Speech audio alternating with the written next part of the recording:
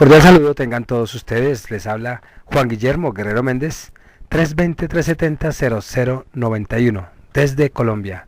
Recuerda que tú estás en mí, yo estoy en ti, por lo tanto nos necesitamos. Productividad humana cuántica, pues sigue presente en esa exposición de tantos temas tan importantes que el mundo necesita hoy, ya sea para darle solución a algunos problemas o para enterarnos de lo que está sucediendo,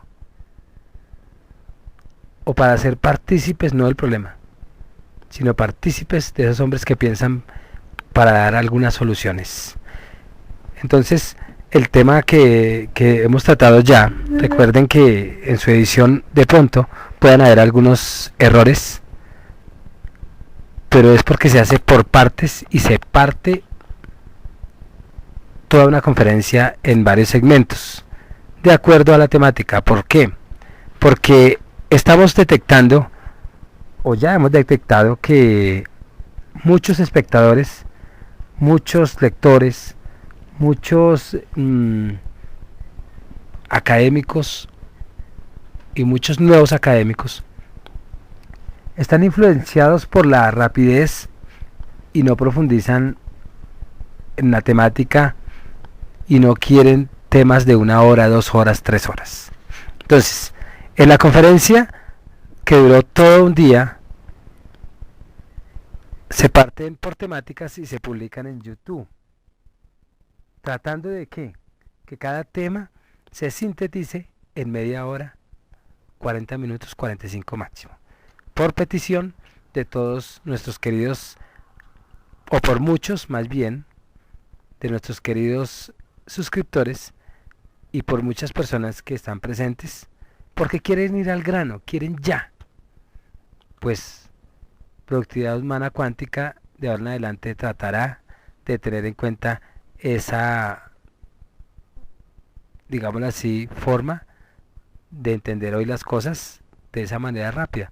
Pero esperamos que estos 30 minutos sean de mayor, o menos, o más, sean de mayor productividad.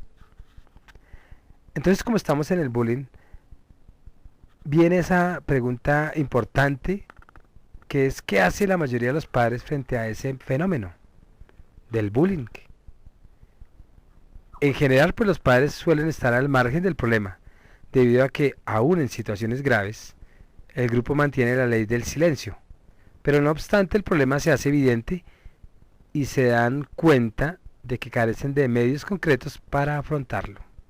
Entonces los padres de la víctima pues recurren a métodos poco recomendables, como hablar con el agresor fuera de las instalaciones del colegio, amenazarlo, instigar a su hijo o hija para que se defienda brutalmente. En otras palabras, también puede suceder que los padres, además de culpabilizar a la víctima o de sobreprotegerla, crean que si la avergüenzan, esto solucionará su problema.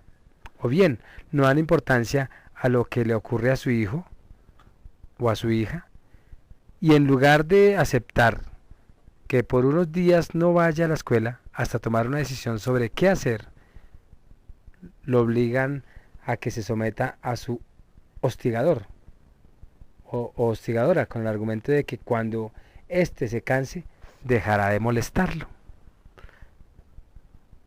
Tremendo esa posición. Por esa razón, si su hijo es intimidado por un compañero de clase que vive cerca de su casa, antes de enfrentarse a la familia del agresor, que puede ser el primer paso para provocar un problema de dimensiones inimaginables y hasta muertos, intente que las partes implicadas se comprometan para no molestarse, aun si no quieren ser amigos. Esto no es tan solo un primer paso para no acabar creyendo que mudarse es la única solución. Las dos tareas más importantes serán, en primer lugar, ayudar a su hijo a superar el problema de la violencia en la escuela. Es importante que los padres pues traten de estimularlo para que hagan nuevos amigos, sean o no del barrio. Experiencias llevadas a cabo en distintos lugares, por no decir fuera del país, pues han demostrado que así como para los padres de las víctimas Ayudar a los hijos a encontrar atajos es una tarea que, pues para la que siempre están predispuestos los padres del bully y los del resto de los compañeros que no se ven aparentemente afectados. A menudo se convierten en padres verdaderamente difíciles porque niegan que su hijo tenga un problema o porque ellos mismos los intimidan o bien porque los excusan diciendo que tienen problemas. Entonces algunos argumentan pérdidas o separaciones, pero lo cierto es que ni la muerte de un ser querido ni la separación de los padres pues son motivos para que la violencia se convierta en acoso. Hay que ayudar a los niños que agreden y a los padres para que la experiencia no se repita y a las víctimas para que la experiencia traumática por la que han pasado no les deje heridas que los incapaciten para el presente y el futuro. Porque nos guste o no, ya no se trata de averiguar solo qué mundo vamos a dejar a nuestros hijos, sino cómo serán los niños que habitarán el mundo de ese futuro. ¿Qué hacen los profesores? Pues en general la respuesta ante el bullying por parte de los profesores suelen ser de tres tipos. La primera, pues la de no compromiso por miedo a ser atacado o por pérdida de autoridad y por qué no perder el puesto de trabajo, ¿no? Segundo, la de cierta complicidad silenciosa con el agresor, creyendo con ello no se verá implicado en el problema. Y tercera, es en muy pocos casos la de un compromiso genuino. Entonces, el hecho de que en algunos países nórdicos la violencia entre niños pues haya alcanzado también a los profesores, ha hecho que en otros países los docentes empiecen a expresar su temor. Aquí en Colombia, donde más se ve el bullying es en los colegios privados. Y los colegios privados, el 80% son niños de bajos recursos económicos. Bueno, hablemos de un 60% para no meterme en problemas. Ese 60% que está hostigando el colegio, los padres, muchos han estado en las cárceles. Muchos padres son maltratadores. Muchos padres le enseñan al niño a matonear. Entonces los profesores no se ven aptos para manejar una problemática donde el padre puede tomar represalias sobre la vida de un docente. Y las leyes no hacen nada porque ellos no creen esas versiones. Entonces, las faltas a clase o los problemas de disciplina, considerados como conflictos comunes de relación entre profesores y alumnos, pues han dejado de ser problemas prioritarios, ya que hay muchos docentes a los que les preocupa en mayor medida qué hacer para defenderse. Y en ciertos casos, cuando la violencia se ha extendido a los profesores, y estos no han sabido resolver con autoridad el problema, a menudo porque en el hogar del niño no se da a los docentes la autoridad que les corresponde. Entonces no es raro que tanto niños como adolescentes presenten resistencia y usen el boicot para reventar, y las clases o actúen violentamente contra los profesores. Entonces, según algunos profesores entrevistados, el desafío a la autoridad es tal vez la forma más suave de violencia. En el peor de los casos, los insultos, dañar pertenencias del profesor como el coche o el portafolio, robarles o arrojar objetos con el fin de hacerles daño, pues no ha dejado de ser común en los últimos años, incluso sin que el objetivo principal de los alumnos violentos sea desestabilizar la clase, sino vengarse de aquel al que consideran culpable de su malestar, que es el profesor. No obstante, pues no hay que olvidar que la violencia de un alumno hacia el profesor puede estar originada pues en las agresiones del mismo profesor hacia el alumno. Porque es verdad, hay profesores que también matonean y hacen bullying con los alumnos. Entonces algunos profesores se valen de insultos comunes, creyendo con ello no Leyendo con ellos, pues no romper la delicada línea del respeto. De ahí que el no compromiso por miedo a perder la autoridad sea una idea absurda. La historia de Salvador demuestra pues que se puede ser víctima de la violencia aún sin comprometerse. Un profesor de física, como ejemplo, desde hace un tiempo pues describe el comportamiento de sus alumnos con palabras como tonto o mediocre, incluso se lo dice a todos ellos. Hace un par de meses pues lo único que el profesor vio fue a 3 niños caminar a su lado en dirección al patio. Al cruzarse, él pues lo saludaron, pero al cabo de unos segundos sintió como una mochila llena de libros caía sobre su cabeza, produciéndole una contusión importante.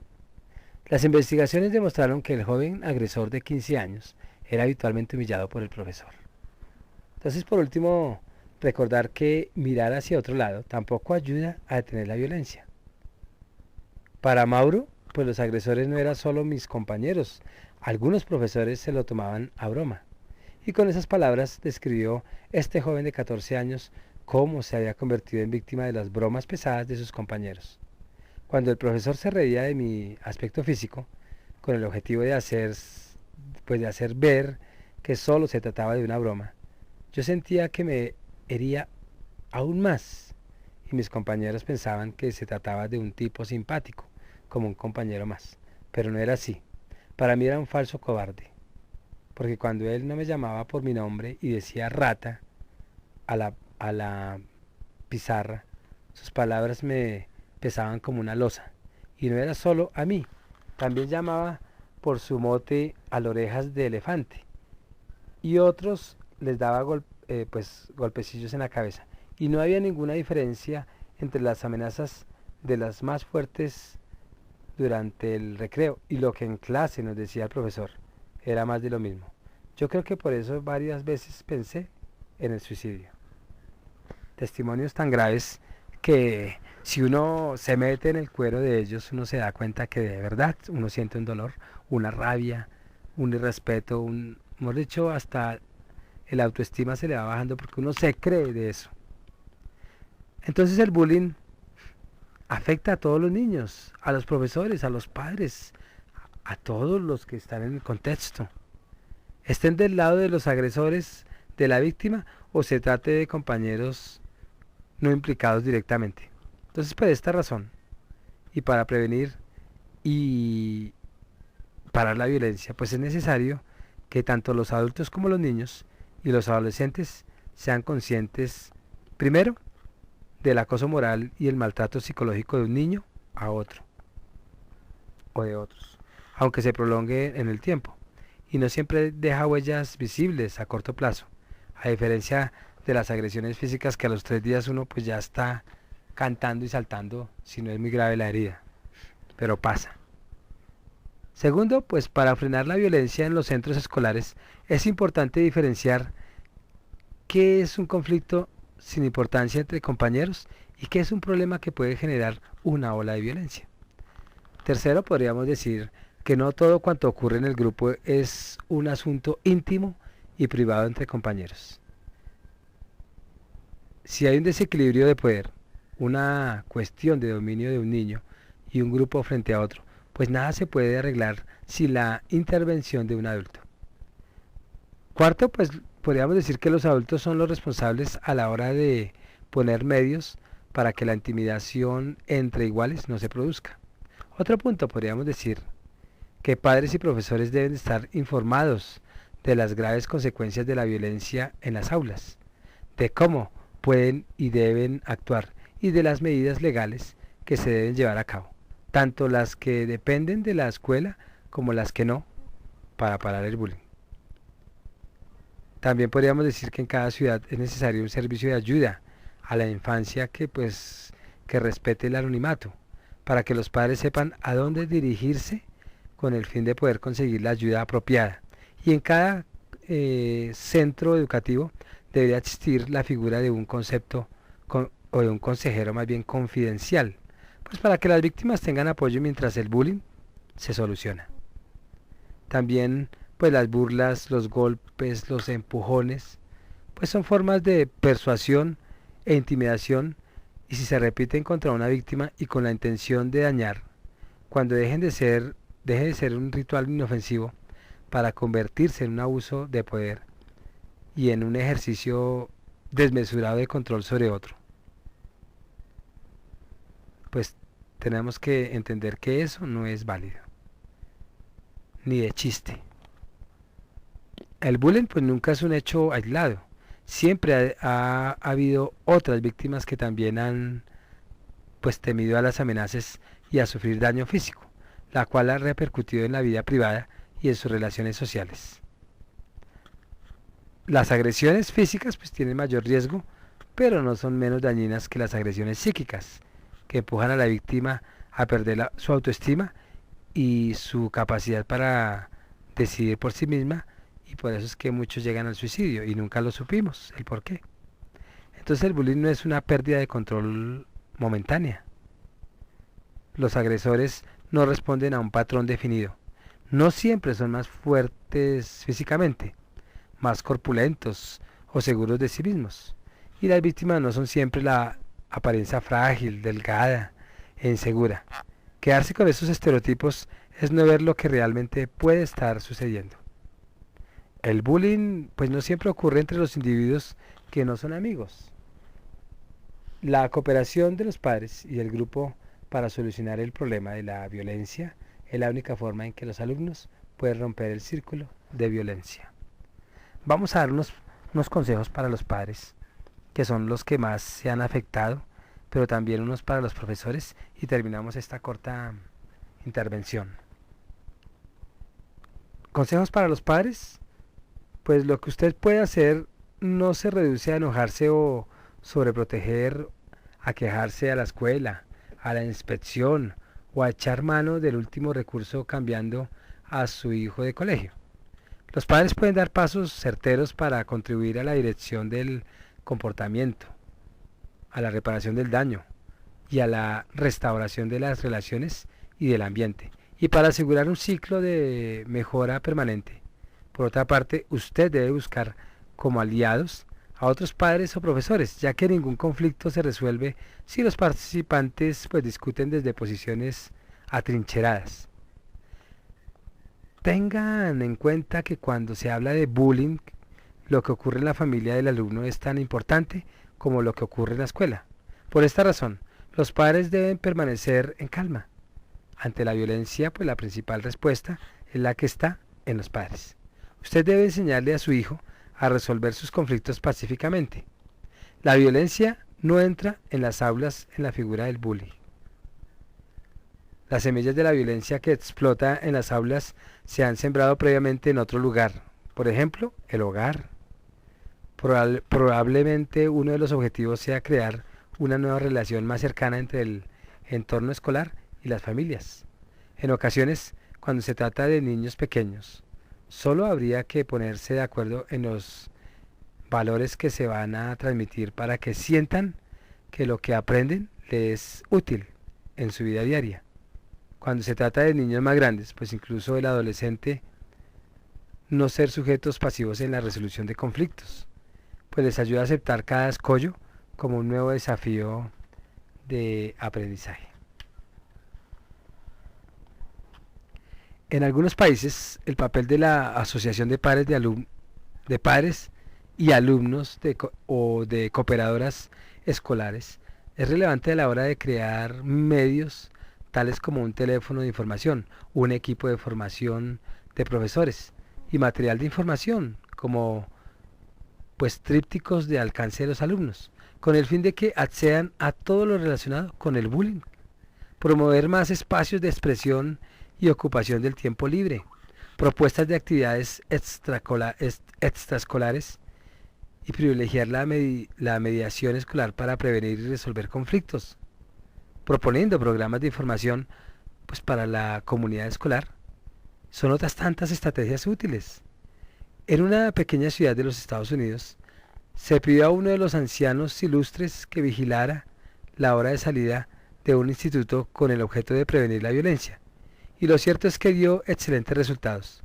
como ocurrió en una escuela intermedia, donde una mujer, pues una mujer mayor, se encarga de la seguridad de la escuela en lugar de un guardia armado o de algún hombre grande y fuerte, de esos que intimidan a cualquiera. Ella vive en el mismo barrio que los niños, comprende su realidad, su cultura y sus necesidades, sin la amenaza de la fuerza. Ella puede intervenir en los pleitos y reforzar las reglas básicas de la escuela.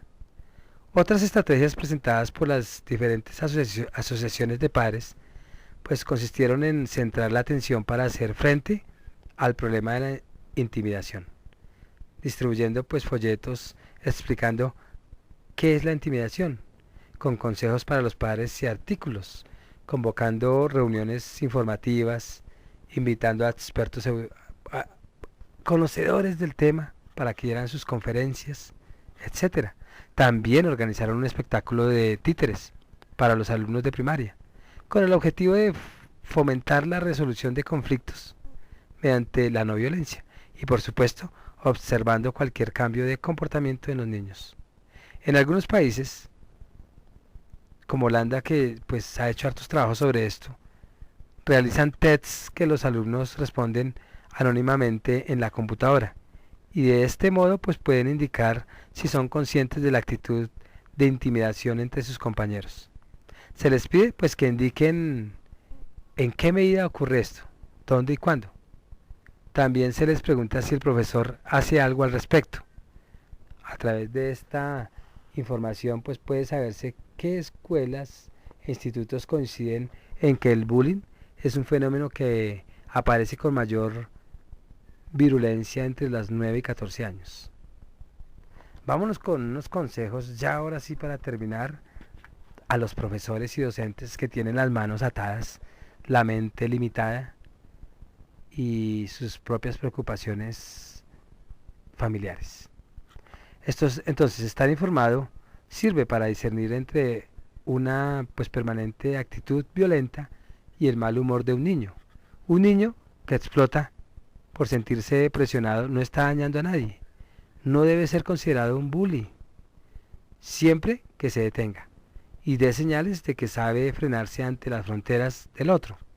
Pero estar informado también sirve para tener pautas claras de actuaciones explicando cuántos tipos de acoso existen y diferenciando las burlas cotidianas de intimidación y el juego agresivo del acoso a otros niños o niñas. Y para mostrarle a los alumnos los beneficios de denunciar sin que se sienta desprotegido. Cuando el personal docente está informando sobre qué aceptar, o más bien está informado, sabe que aceptar las excusas de los acosadores implica pues minimizar aquello que no debe pasar inadvertido. De este modo pues el profesor puede ayudar al intimidador para que desarrolle aptitudes sociales para superar la agresión mediante un plan claro. Por ejemplo, movilizando a la mayoría silenciosa, explicando la diferencia entre conflictos constructivos y destructivos, dedicando unas horas semanales a capacitar a los alumnos en la resolución de los problemas interpersonales y para detectar qué creencias hay en el grupo que necesita de un bully para tener seguridad psicológica, para compensar con su figura limitaciones personales y para seguir temiendo a la propia responsabilidad. Por otra parte, la característica principal de un niño o de un adolescente que está intimidando, pues es su gran capacidad autoexculpatoria, su falta de compasión aprendida, la cual pues le permite continuar arremetiendo sin que su imagen quede dañada y tener así un mayor público.